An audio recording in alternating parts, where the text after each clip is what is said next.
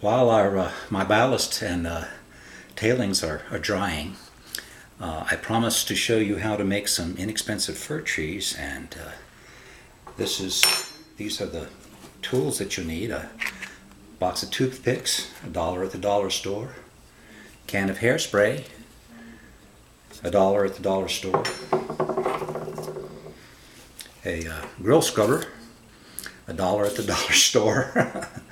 And I have some mixed ground cover. This is some earth blend, green blend, and yellow grass all mixed together. And you need a pair of scissors, and I use a set of needle nose to handle everything. You'll also need a little brown paint. As you can see right here, I have some toothpicks stuck in here.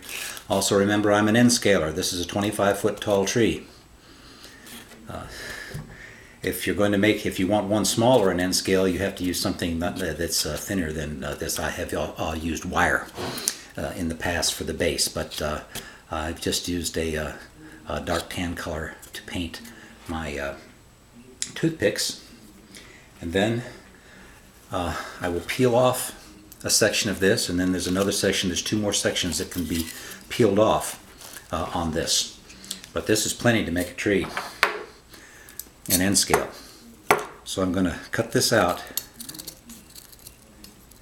like this, and then I'm going to cut some concentric circles. Now, it would be nice to have them get progressively smaller, but that becomes progressively harder to do, and since the material is really cheap, by the way, I'm going to need these little one of these triangles here for the top. But I'm going to cut out some of these and then get right back to you. Oh, all right. Now I'm going to take some of my circles and I'm going to pull them apart like this, kind of just like I was going to rip it in two, but I'm going to leave it in the center like that. And then I'm going to skewer it on my toothpick. I'll use this one. May have cut more than I need, but I can always use it on the next one. And this material comes apart fairly easily.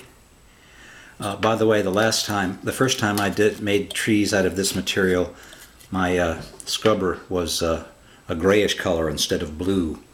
I don't care much for the blue, but we'll take care of that. One of the bad things is my camera really picks up on the color of blue, and I see blues in the camera that I don't see when I'm looking at using my own eyes and not the camera's eyes. Okay, so once I have that on, I'm going to use this and trim it a little bit because it's too big at the top.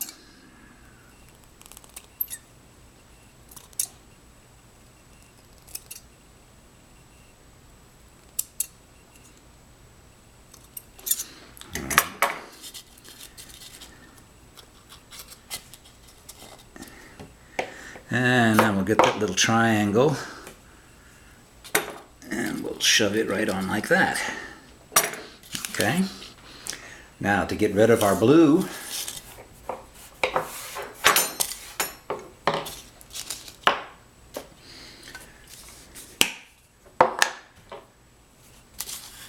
we'll use the hairspray.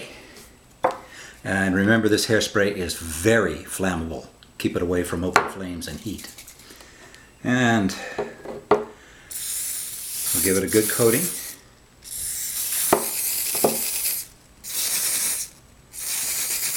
Make sure it gets all over everything, because if you're working with blue, you've got to cover everything.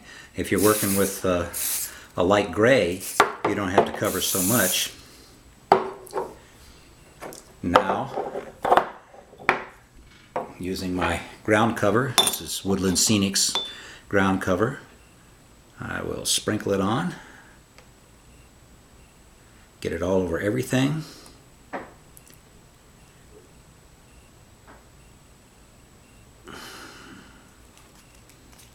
Oops.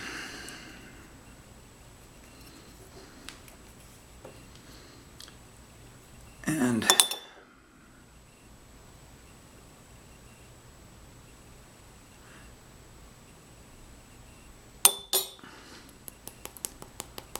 knock off the excess, and what's on there will stay on there.